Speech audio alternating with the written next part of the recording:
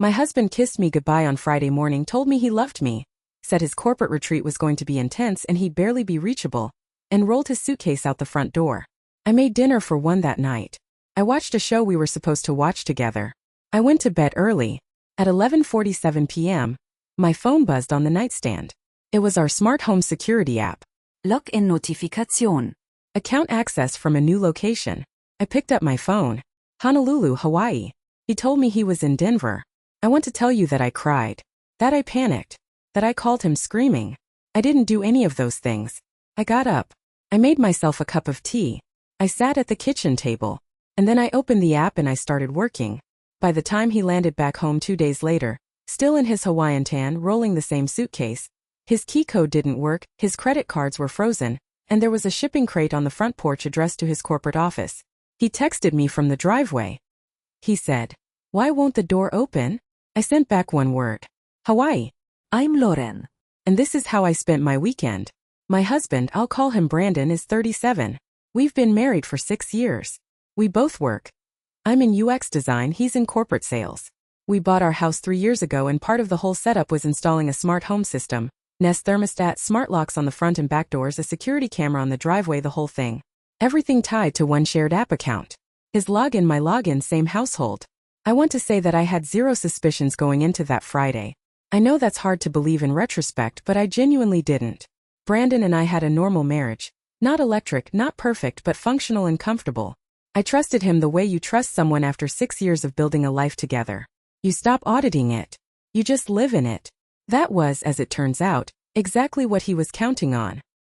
He told me about the retreat maybe 10 days before. Big company thing, mandatory for the regional sales directors, the whole team would be there. They were doing it at a conference center in Denver. He'd be gone from Friday morning to Sunday evening.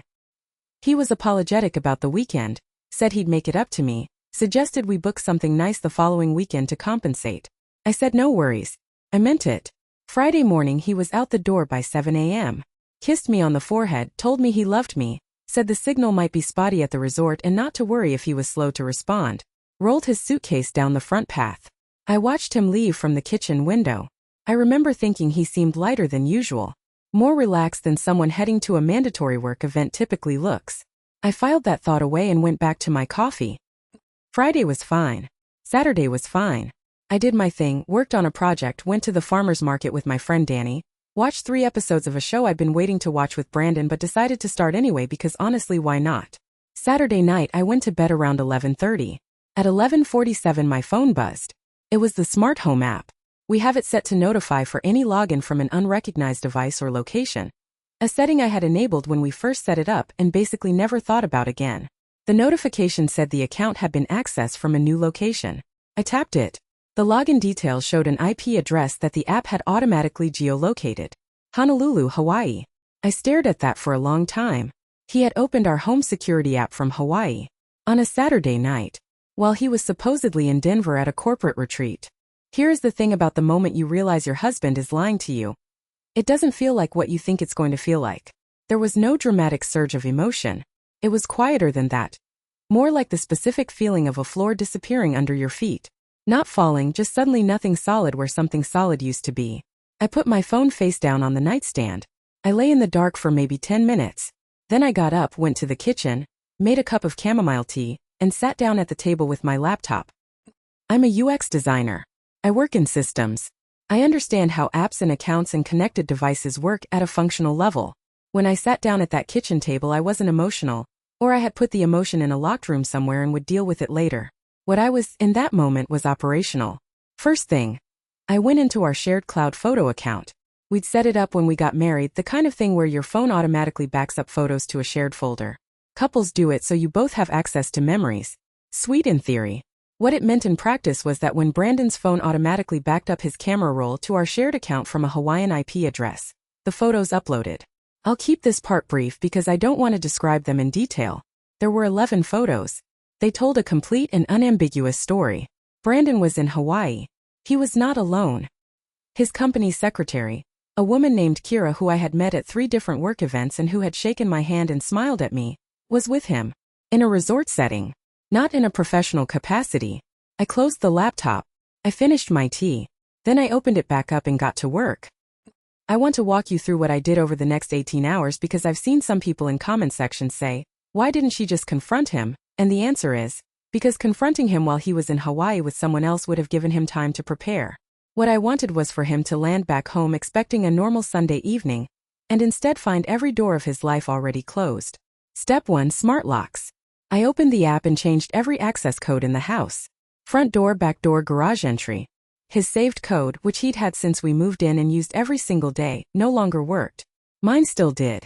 I also disabled his account login on the app entirely, which meant he couldn't change them back remotely.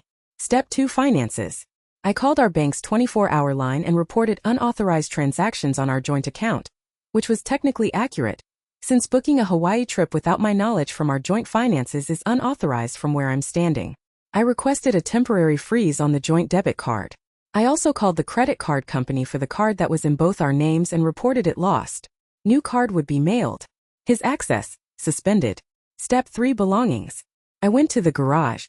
We had a collection of flat-rate shipping boxes from various moves and projects over the years. I spent Sunday packing with the kind of focus that only comes when you're running on adrenaline and righteous anger, and you're not ready to cry yet. I packed his clothes, all of them, his work equipment, the laptop bag he hadn't taken on the trip, the watch collection from his nightstand, his toiletries from the bathroom, the framed photo of him and his dad that sat on his desk, his golf stuff. I packed methodically and completely. I found a local shipping company that did crate pickups on Sundays, they're out there if you look, and booked a same-day collection. I addressed the crate to Brandon's name at his corporate office address. I paid for it out of my personal account. The crate was picked up at 4 p.m. Sunday. His flight landed at 6:30 p.m. I was in the living room when I heard his rideshare pull up. I watched the driveway camera on my phone, him getting out, getting his suitcase, walking to the front door. I watched him punch in his code. I watched him try it again. I watched him pull out his phone. My phone buzzed. He said, "Hey, the code isn't working, can you come open the door?"